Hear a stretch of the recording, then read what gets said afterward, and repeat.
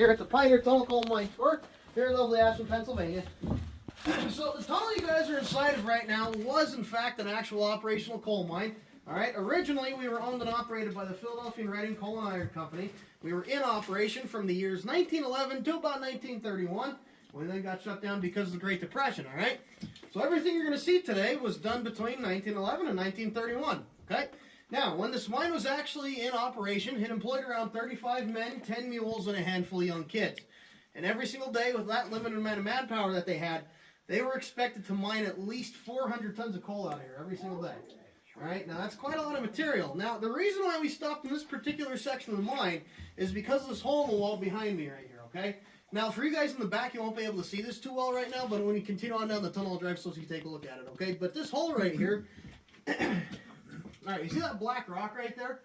Okay, if you guys want to scooch on down this way, you'll be able to see a little bit better. But this right here, okay, that is a vein of coal, right?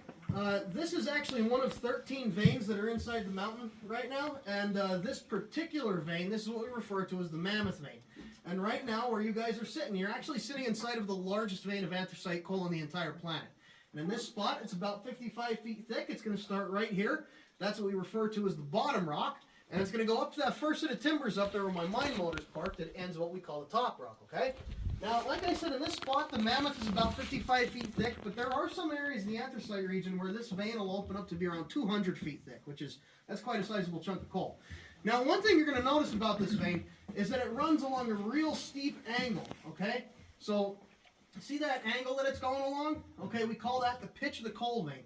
So it's going to follow that same pitch, and it's going to go down about 2,000 feet.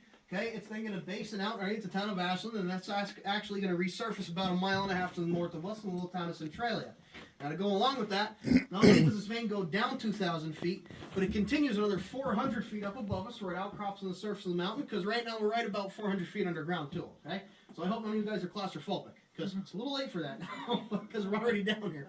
But what we're going to do now, we're going to continue on down the tunnel, we're going to get out, we're going to walk around and talk about how to actually mine this stuff, okay?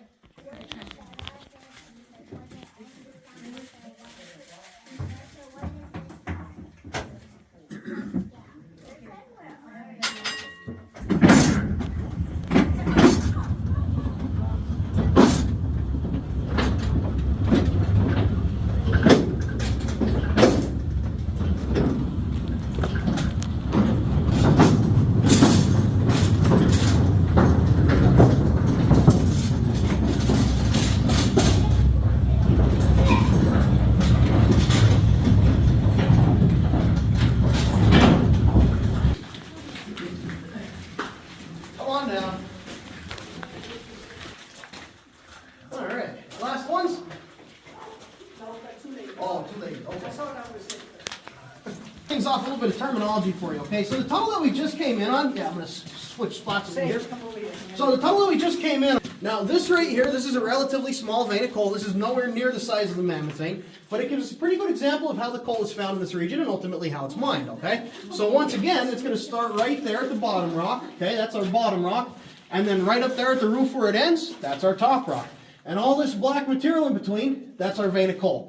Now how we actually go about mining this stuff is what here's trying to show us, okay? So Larry, you see he's got this big old hand drill next to him, and what Larry's doing, Larry's drilling a series of holes into the vein of coal.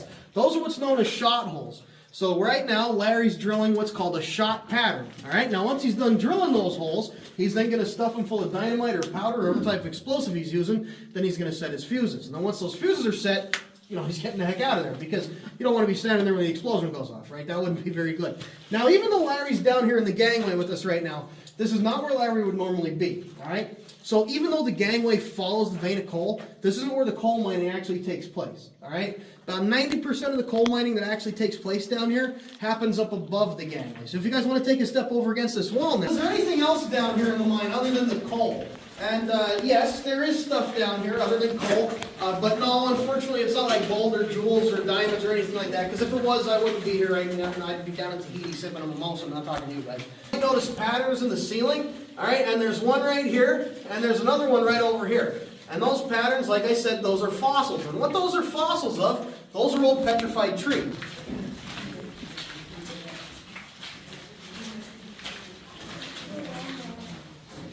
Pretty wild, huh?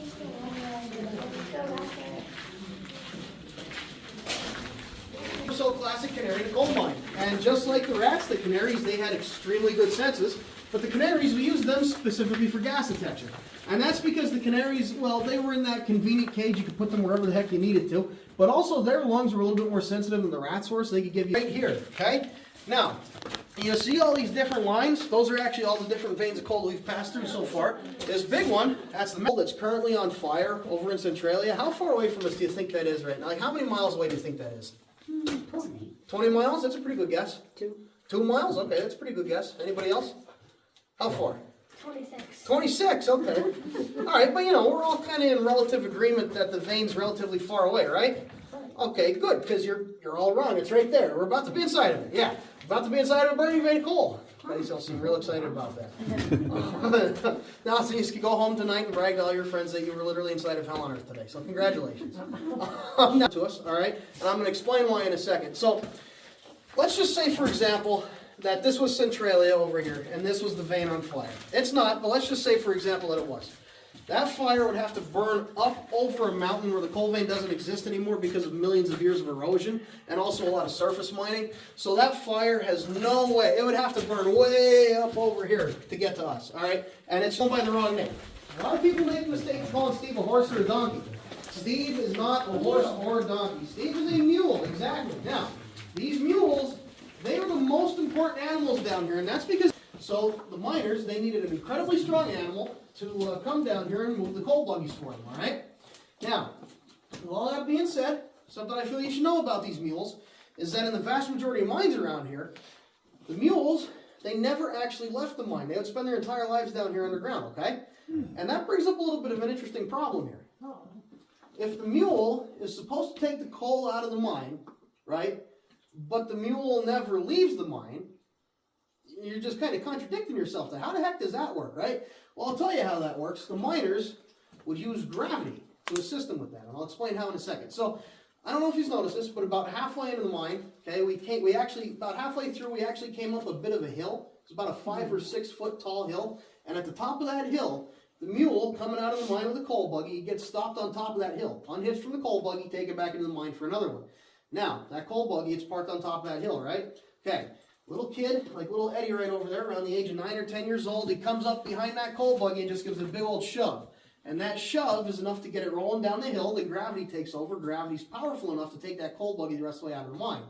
So that's how they would actually get the coal out. Of abusing a mule, company property, the company would fire you, okay, get rid of you, and then most often than not, the rest of the companies in the area, they'd blacklist you from the rest of the mines in the area, which, if you know anything about this area, that was pretty much a death sentence back in the day because the mines were the only jobs. And if you couldn't go to work in the mines, then another thing with that is when you have a flat pitch vein like that, if it's thick enough, you can mechanize that to where you could like put mechanical miners and they're like continuous miners, those long wall shearers.